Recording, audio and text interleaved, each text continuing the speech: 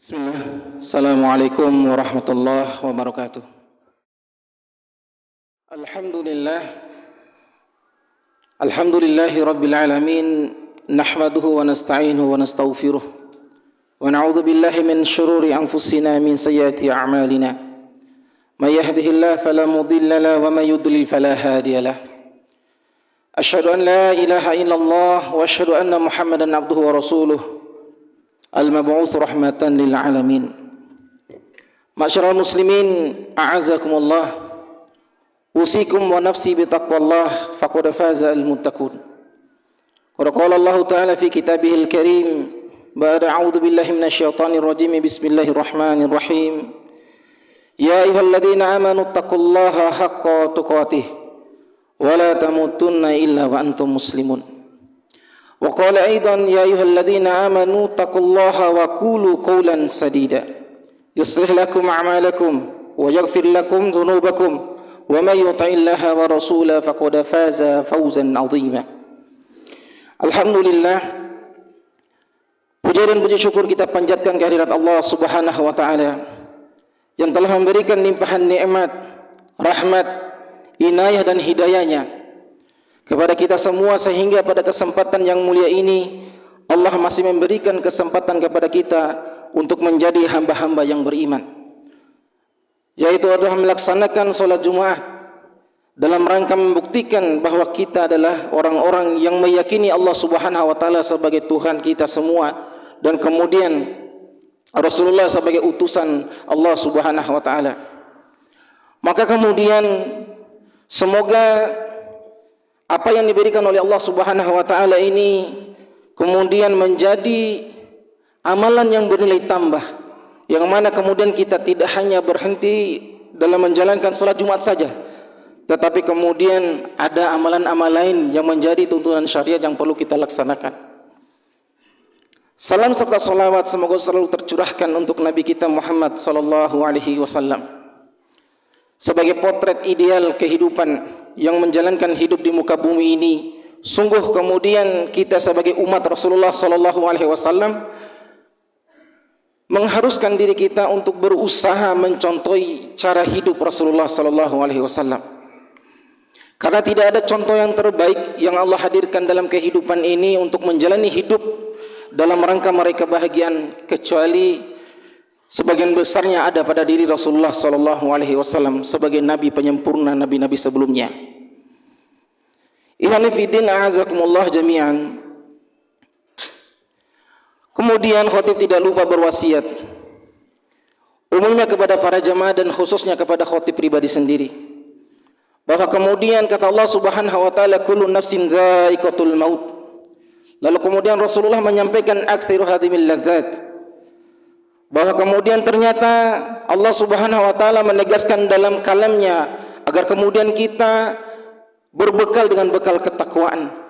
Lalu kemudian Rasulullah mengingatkan kita untuk selalu mengingat kematian demi satu tujuan, bagaimana kemudian kita untuk terus meningkatkan ketakwaan kita kepada Allah Subhanahu wa taala dengan menjalankan syariat ini dengan sebaik-baiknya. Tentu kita sama-sama memahami bahwa sungguh kemudian ketakwaan itu adalah usaha kita sebaik mungkin dalam menjalankan syariat ini. Lalu kemudian usaha kita juga dalam menjauhi seluruh larangan-larangan Allah Subhanahu wa taala dan Rasulnya. Masyiral muslimin rahimani wa rahimakumullahu jami'an. Berbicara tentang ketakwaan, tentu semua kita mengetahui bahwa kemudian di seluruh muka bumi ini setiap hari Jumat khatib selalu berpesan agar kemudian kita meningkatkan ketakwaan kita. Tidakkah kita berpikir, kenapa kemudian setiap Jumat itu harus kemudian ada yang namanya wasiat ketakwaan? Ada apa dengan ketakwaan? Maka ketika kita kembali dalam ayat-ayat yang disampaikan oleh Allah Subhanahu wa taala, di antaranya adalah dalam surat At-Talaq. Sungguh kemudian kata Allah Subhanahu wa taala, "Wa may yattaqillaha yaj'al lahu makhraja wa yarzuqhu min haitsu la yahtasib." Ketakwaan itu akan memberikan kemudahan kita dalam menjalani hidup. Siapa di antara kita yang tidak memiliki masalah hidup? Dan tidak hanya sebatas itu, Tetapi kemudian juga ternyata ketakwaan itu menghantarkan orang kepada dosa yang diampunkan oleh Allah Subhanahu wa taala dan kesalahan-kesalahannya juga dihilangkan. Maka kemudian apakah ketakwaan itu hanya berhenti pada diri kita? Apakah kemudian ketakwaan itu hanya sebatas ritual-ritual individual? Kita melaksanakan sholat lalu kemudian kita berhenti di situ. Kita melaksanakan puasa pada bulan Ramadan atau puasa sunnah Senin Kamis, apakah hanya berhenti di situ? Tidak. Ketika kita mengkaji Islam, ya, secara menyeluruh, bahwa sesungguhnya syariat Islam ini hadir dengan syariat-syariat yang itu tidak hanya untuk ibadah individual, tidak hanya untuk pribadi kita, tetapi kemudian bagaimana ibadah-ibadah yang kita lakukan itu kemudian menjadi sebuah sikap dalam bermasyarakat dan bersosial. Maka dalam hal ini, masyarakat muslimin rahimani wa rahimakumullah jami'an, ada beberapa indikator yang menjadi manifestasi atau perwujudan dari sebuah ketakwaan oleh seseorang hamba. Yang pertama sekali yaitu adalah transformasi perilaku. Sebagai seorang muslim, kita menjalankan ibadah yang Allah tuntunkan, yang Allah ajarkan melalui Rasulnya SAW, yaitu melaksanakan ibadah sholat misalnya. Ketika kita kembali kepada dalil yang disampaikan oleh Allah Subhanahu wa taala, innas salata tanha 'anil fahsya'i wal munkar. Sungguh kemudian sholat itu adalah mencegah seseorang itu dari perbuatan keji dan mungkar. Maka kemudian ketika kita bersandar pada dalil ini, lalu kemudian kita melihat keadaan seseorang yang Masya Allah rajin sholatnya, tetapi kemudian ternyata di luar masih melaksanakan kesalahan. Sungguh kemudian yang disalahkan bukanlah sholatnya, tetapi kemudian orang yang melaksanakan sholat itu sendiri.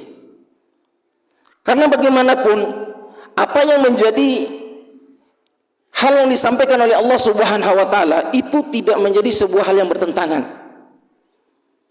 Karena kemudian orang yang melaksanakan sholat sebagai perwujudan kesolehan atau ketakwaan yang itu berimbas pada kehidupan sosial, ia akan menjaga sikapnya di luar.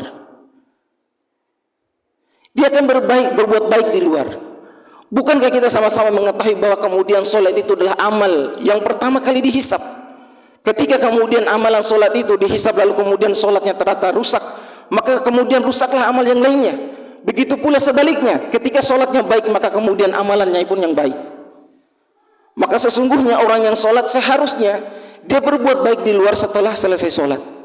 Sungguh kemudian ujian ketakwaan sesungguhnya bukan ketika kita melaksanakan ibadah, tetapi sesungguhnya ujian ketakwaan seseorang hamba itu adalah ketika selesai melaksanakan ibadah tersebut. Puasa misalnya, bukankah kita sama-sama mengetahui bahwa hikmah dari puasa itu adalah menjadikan seseorang hamba itu timbul rasa empati, yang kemudian nanti ada hal yang kemudian kita lakukan yang dalam bentuknya sosial seperti dermawan, berbagi dan sebagainya. Di saat kita puasa kita merasakan lapar dan dahaga, timbullah kemudian rasa empati kita kepada orang-orang di sekitar kita, tetangga kita khususnya.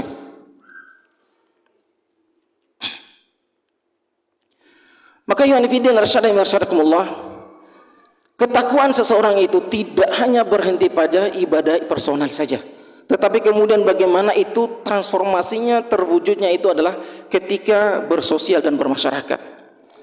Lalu kemudian yang kedua, iman fitin arsyadakumullah, akuntabilitas sosial. Orang-orang yang bertakwa, dia sadar betul bahwa ternyata segala apa yang dia lakukan itu akan berimbas kepada dirinya dan orang di sekitarnya. Setiap apa yang dia lakukan akan memberikan dampak positif ataupun negatif. Maka orang-orang yang bertakwa yaitu adalah orang-orang yang akan mampu dan berusaha menjaga sikap dan perilakunya, baik ketika dia berada sendiri ataupun kemudian ketika dia bermasyarakat dan bersosial. Karena dia tahu jelas bahwa kata Allah Subhanahu wa taala, فَمَنْ يَعْمَلْ مِثْقَالَ ذَرَّةٍ خَيْرًا يَرَهُ وَمَنْ يَعْمَلْ مِثْقَالَ ذَرَّةٍ شَرًّا يَرَهُ. Orang-orang yang melakukan hal-hal yang sifatnya positif atau orang-orang yang melakukan kebaikan, maka sungguh kemudian Allah akan memberikan kebaikan. walaupun kebaikan itu sebesar biji zarrah. Yang para ulama menyampaikan biji zarrah itu adalah sekecil biji sawi. Bahkan ada pendapat yang mengatakan sebesar biji atom, yang kita tentu tidak bisa dilihat dengan mata telanjang kita, tidak. Begitu pula sebaliknya, ketika seseorang melakukan keburukan, ketika seseorang melakukan kejahatan, maka sungguh itu akan berakibat kembali kepada dirinya dan orang-orang sekitarnya, khususnya keluarga-keluarganya. Maka orang-orang yang bertakwa, ya, yang wujud sosialnya ada kesolehan, ia akan selalu menjaga lisannya, ia akan selalu menjaga perilakunya, karena dia tahu sungguh kemudian apa yang dilakukannya akan berimbas kembali kepada dirinya, keluarganya dan orang-orang sekitarnya. Lalu kemudian yang ketiga, ikhwan fillah, asyhadu adanya konsistensi etika. Tidak semua orang sanggup menjalankan hal ini, karena pada kenyataannya ketika kita bersosial, kita akan melihat derajat, pangkat. Misalnya kita di hadapan dengan orang yang lebih tinggi derajatnya, kita masyarakat biasa, di depan RT atau RW, kita akan sangat-sangat sopan di hadapan mereka. Bukan untuk melarang kita tidak sopan, tidak, bukan. Tapi maksud kami di sini yaitu adalah bagaimana kemudian kita memiliki rasa keadilan, yaitu yang mana sesungguhnya semuanya itu sama di hadapan Allah Subhanahu wa taala. Kalau ternyata kemudian kita bersikap baik kepada orang yang lebih tinggi derajat daripada kita, kenapa kita tidak melakukan hal yang sama kepada orang yang sama derajatnya atau di bawah kita? Maka orang-orang yang bertakwa adalah orang-orang yang menjaga etika sosialnya dan memiliki keistiqomahan ketika melaksanakan ibadah itu atau ketika melakukan hal-hal yang sifatnya itu sosial kemasyarakatan. Ia akan menjaga itu, karena ia tidak ingin menyakiti orang-orang di sekitarnya. Maka itulah sungguh kemudian orang-orang yang memiliki sifat sosial yang tinggi dan kemudian rasa ketakwaan yang kemudian itu hadir, yang itu dinilai oleh Allah Subhanahu wa taala sebagai orang-orang yang benar-benar bertakwa. Maka semoga kita menjadi pribadi-pribadi yang mampu menjalankan tiga indikator tadi. Karena berbicara tentang kesetaraan atau keistiqomahan dalam beretika, pernah kami sampaikan bahwa di dalam Islam itu membahas yang namanya persaudaraan. Ada yang namanya ukhuwah watoniyah, yaitu adalah persaudaraan karena sesama bangsa. Ada kemudian dalam Islam itu membahas tentang ukhuwah basyariyah, persaudaraan karena sesama manusia. Lalu kemudian yang ketiga ada yang namanya ukhuwah islamiyah, persaudaraan karena akidah. Maka sungguh agama kita itu adalah agama yang sempurna, yang kemudian ketika kita menjalankannya akan menghadirkan ya, rasa aman untuk kita, orang-orang sekitar kita dan masyarakat. Barakallahu li wa lakum bima fihi min ayati wa dzikril hakim wa taqabbal minni wa minkum tilawatahu innahu huwas samiul alim fastaghfiruhu innahu huwal ghafurur rahim.